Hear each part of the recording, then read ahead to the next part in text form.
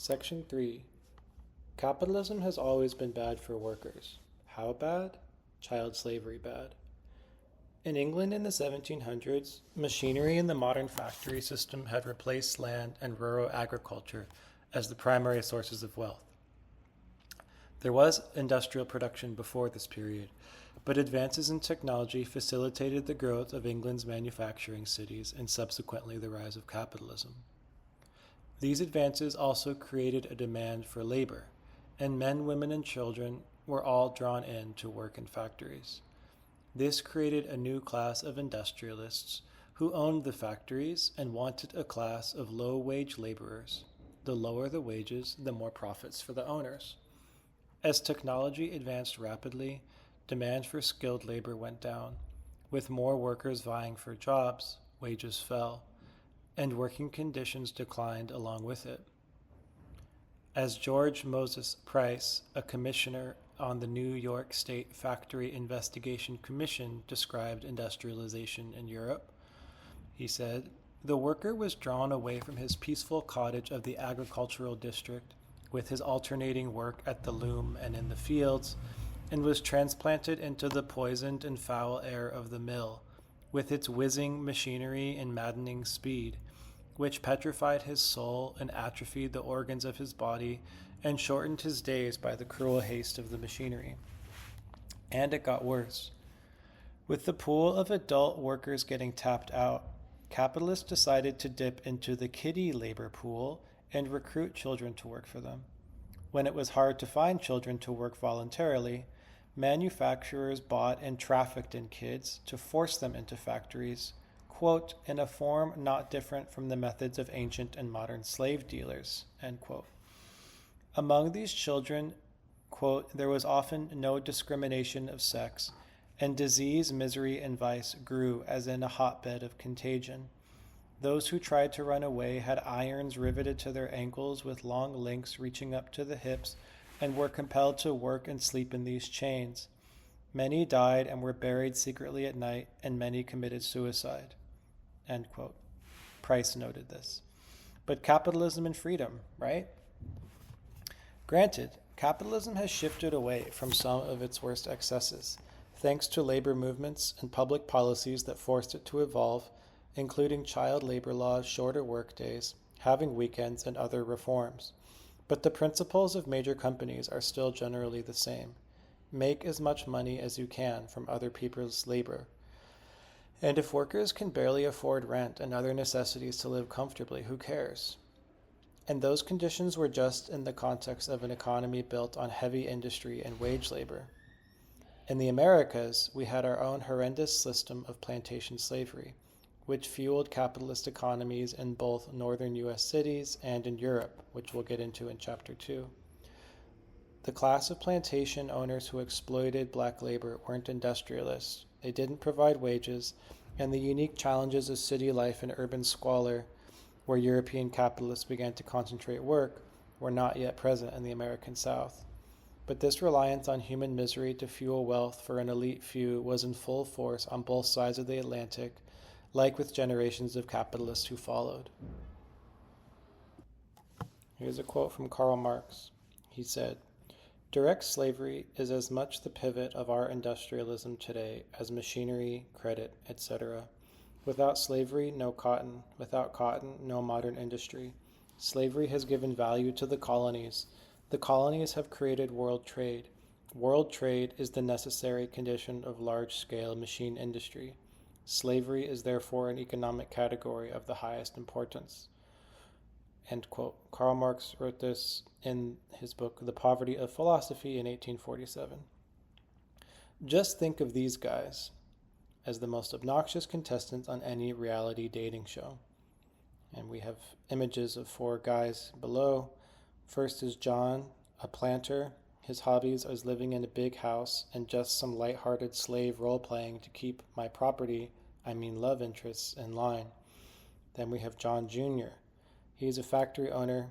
He dislikes paying people a living wage. He likes threatening to move abroad because you are too demanding, and I have prospects all over the world who would be happy with the bare minimum wage I bring to the table. Then we have John III, age 42. His occupation is a private equity fund managing partner. His weakness is investing a little time in a lot of people, but not really valuing any of them. I'm just here for a good time, not a long time, to be honest. Then we have Jason, a social media startup founder. What I love about my job, secretly collecting all your information and cute little details about you in order to sell you stuff you don't need. I promise I'm a normal human who is not stalking you. So, where do you fit into all this right now, and why does it matter? Class Distinctions 101. Once upon a time, two guys from Germany saw the world was shaping up with grotesque inequality between the classes. They also envisioned workers would eventually get fed up and start a revolution to overthrow capitalism.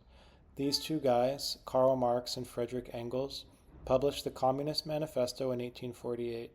Their descriptions of different groups of people under capitalism are still used today. Here are the basics. The proletariat, the working class. They form the majority of the population and work for wages. They do not own what they produce. The bourgeoisie, the capitalists. They hire and exploit the labor of the proletariat, the working class who work for wages.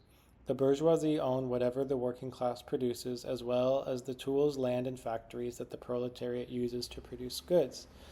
These things are called the means of production. The profit from this labor is concentrated in the hands of just a few capitalists. The petty bourgeoisie. They fluctuate between the working class and the bourgeoisie. Marx and Engels predicted they would disappear because capitalists would force them into the working class. Some aspire to be capitalists, others align with the working class. Examples of the petty bourgeoisie are small business owners like shopkeepers and small restaurant owners, self-employed professionals like doctors, lawyers, and accountants, independent craftsmen and small-scale manufacturers, and farmers who own land but do not employ large numbers of laborers.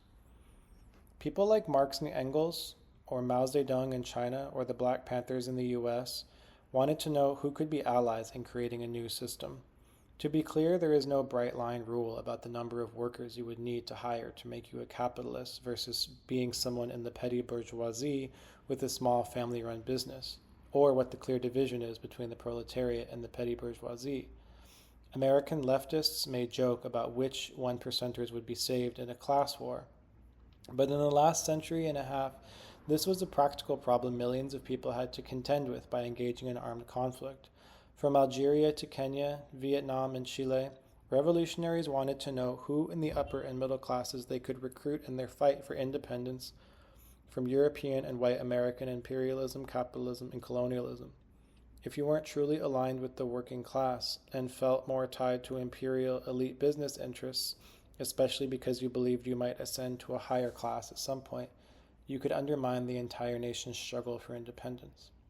If you are shopping for vegan desserts and Whole Foods, but you're not the type of person who would pay your workers as little as possible so you can afford to fly off into space, you might be bougie, but you're probably not Elon Musk level corporate mob boss.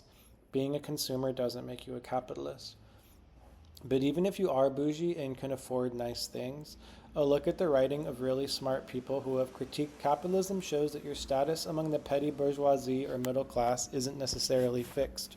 You can technically be better off than the proletariat at one point in time, but be one or two unfortunate circumstances away from a challenging economic position. Capitalists do not live in this kind of precarity. They help create it for others. Another way to think about it is this: how invested are you in capitalism? Basically, if there was another chance that a system like socialism was on the horizon, would you align with workers fighting for equality, or would you resist change because you're committed to maintaining and accumulating more wealth and status within the old system? Do you want to become the toxic bae one day, or are you working toward a relationship where you and your partner and everyone can prosper? If you struggle to see where you fit in here, or have apprehensions about losing the little stability you might have already worked so hard for, it's understandable. The propaganda machine that treats capitalism like the prince in shining armor, rescuing us from scary, commie lefties stealing our freedom, has been operating in full force all our lives. Maybe it's time for a change. Looking at how capitalism has been built directly by creating and maintaining racial hierarchies reveals just one more reason to leave capitalism behind.